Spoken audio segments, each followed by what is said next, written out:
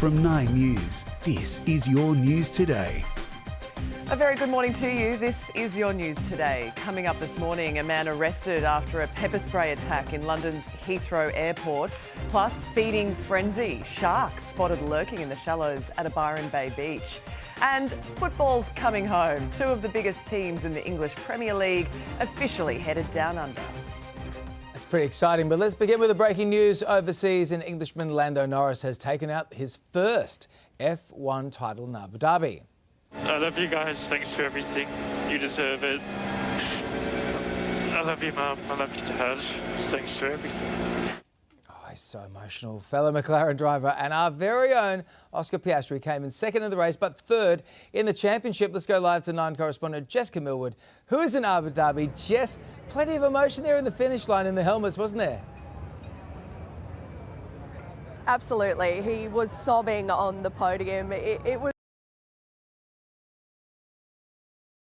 championship title. He did pay tribute to his teammate Oscar Piastri, who has finished third overall. Max Verstappen won the race here, but it was Lando Norris's year. Now, on Oscar, I did promise that I would try and catch up with him, and I have delivered. It's brief, but take a look.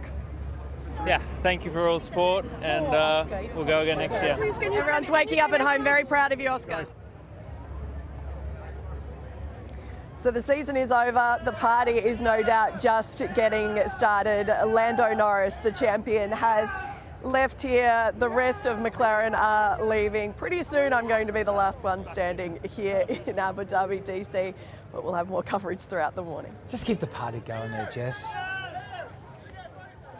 New South Wales communities are still on high alert this morning for bushfires after homes were destroyed at one seaside community on the state's central coast.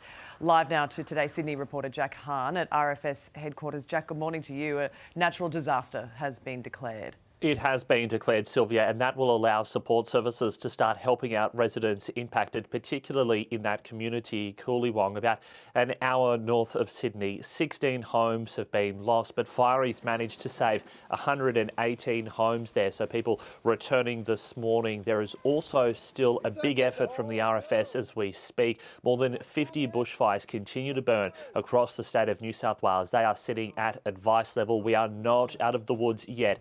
2 more days of high fire danger here in Sydney, and particularly tomorrow with a hot top of 35 degrees. Sylvia. Jack, thank you. South Australia will have a new opposition leader today as the State Liberal Party becomes the latest branch to undergo a leadership change. Ashton Hearn is expected to be elected as leader after Vincent Tazia's sudden resignation just months out from the state election, which 9 News understands was partly influenced by polling numbers suggesting a Liberal loss. Victorian police will be cracking down on rising crime and antisocial behaviour, patrolling Melbourne's major shopping centres from today. Let's go live to Today Melbourne reporter Kiara Parker, who's in Preston. Kiara, how long will the operation run? Operation Pulse will run for 90 days to try and improve safety after a number of concerning incidents. Northland Shopping Centre, Eastland, High Point and Fountain Gate have been declared designated areas for weapons, so officers can use wands to make sure people aren't carrying weapons. As well as weapons offences, retail theft and antisocial behaviour will be a focus. Here at Northland in May, it was the scene of a wild brawl when rival youth gang members armed with machetes faced off, and in June a stolen car was driven through the shopping centre. Police say we're coming up to peak times with the festive period and school holidays, so they're bolstering patrols from today to make sure shoppers feel safe. David? Thanks, Kiara. A manhunt is underway in London after a suspected pepper spray attack at Heathrow Airport. Live now to 9's Europe correspondent Hannah Sinclair in London. Hannah, more than 20 people were injured. That's right, Sylvia. 21 people needed medical treatment, including a 3-year-old girl. 5 of them had to go to hospital, but police say their injuries aren't life-threatening. Heavily armed police swarming the Terminal 3 car park at Heathrow Airport. Police say the suspected pepper spray attack unfolded after a woman was robbed of her suitcase by a group of 4 men who sprayed a substance in her direction in a car park lift. Tactical officers arresting a 31-year-old man on suspicion of assault. But Sylvia, a manhunt is underway for several other suspects. Hannah, thank you. Tourists are believed to be among at least 25 people who died after fire tore through a nightclub in the Indian state of Goa. It's believed the blaze started on the first floor of the popular restaurant, cocktail bar and club, where 100 people were gathered to see a live performance.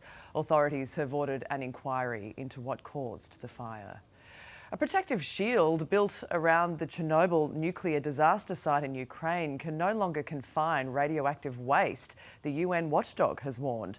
The International Atomic Energy Agency said the shield was severely damaged by a Russian drone strike in February and has lost its primary safety functions. It has recommended a major renovation of the huge steel structure. Well, there's been a stunning and frightening sight in northern New South Wales with a group of sharks seen swimming in the shallows of a popular beach near Byron Bay. They were chasing a massive school of fish just off Tallows Beach as their tails and fins peeked out of the crystal clear water. It was all filmed by a man controlling a drone who says there would have been 50 sharks in the water at the one time. That is terrifying. Well, Oprah Winfrey has made a surprise appearance at a birthday party as her first stop in Brisbane. The icon gate-crashing the 80th celebration of dance teacher Clarissa Hill, who was partying with her students after seeing a sign for the birthday event. Happy birthday to you. Happy birthday to you. Happy birthday, dear Clarissa. Happy birthday to you. I honor you on this day. Oh, happy birthday, Clarissa. Oprah's In Conversation takes place at the Convention and Exhibition Centre tonight before heading to Melbourne later this week. Well, the lid has been lifted on Australia's favourite Arnott's biscuits, and to no surprise, the OG Tim Tam has taken the top spot. Chicken crimpy has overtaken barbecue as the country's most popular shapes flavour this year. That's controversial. Tim Tam on top though. Yeah. Why do you think that's controversial? Chicken crimpy over Like barbecue they're old shapes? school. Everything old is new again. The crimpies are the OGs. I love a chicken crimpy. We'll agree to disagree. It's nice A of you to divided allow desk that. on a Monday morning is never a great thing. Hey, EPL teams Chelsea and Tottenham are confirmed as part of a blockbuster London derby in Sydney next year. Yeah, let's go live to today's Sydney reporter Gabrielle Boyle at a core stadium. Gabby, this is very exciting. Who's coming down under? Soccer fans rejoice. This is just so exciting. Such big games headed our way right here in Sydney. Chelsea and Tottenham to play in Sydney over July and August as part of the Sydney Super Cup. This is expected to inject $25 million into the Sydney economy. These are massive names in soccer. And the cherry on top, the Chelsea women's team are coming here as well. What does that mean? Well, it means Sam Kerr will be playing right here on Australian soil. These are games you are not going to want to miss. Where do we sign up for the mailing list? That's what I want to know. Thanks, Gabby. Jermaine Defoe was strolling around Bondi Beach yesterday In the full Tottenham gear, yeah. I made my kids get a photo with him. Oh, did you really? Nice. Yeah. Very cool. He was a popular guy getting around. Now we know why he was here. Very good news. All right, let's have a look at the weather now across the country for you this morning. Starting the working week off, some showers expected in parts of Queensland, Melbourne and Hobart. A dry, hot day in the west and cloud clearing in Sydney.